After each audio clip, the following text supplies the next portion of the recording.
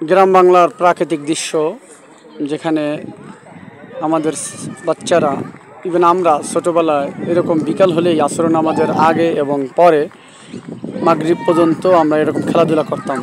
এই দৃশ্য দেখে আসলেই মনটা সেই আবার ছোটোবেলার কথা মনে পড়ে গেল।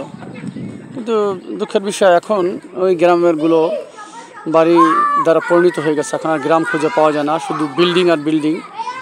এইটা হচ্ছে এরকমই একটা গ্রামের দৃশ্য ছিল।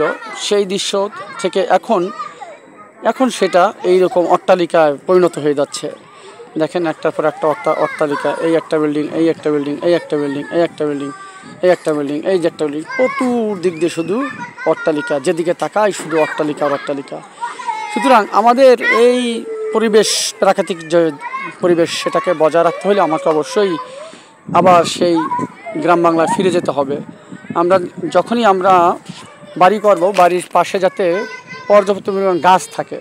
যেমন এই যে একটা বাড়ি, মাঝখানে বাড়ি থাকবে, চতুর্দিক দিয়ে যেন গাছ থাকে, সেরকম হওয়া উচিত। তাহলে আমরা এখানে পর্যাপ্ত পরিমাণ অক্সিজেন পাবো এবং আমাদের বিভিন্ন রোগ বালাই থেকে আমরা রক্ষা পাবো। কিন্তু যদি আমরা এটা না করতে পারি, তাহলে আমাদের বিভিন্ন ধরনের রোগ বালাই হবে এবং আমাদের ক্ষতি হবে। সুতরাং সকলেই উচিত তার প্রাকৃতিক সৌন্দর্য বজায় রাখা।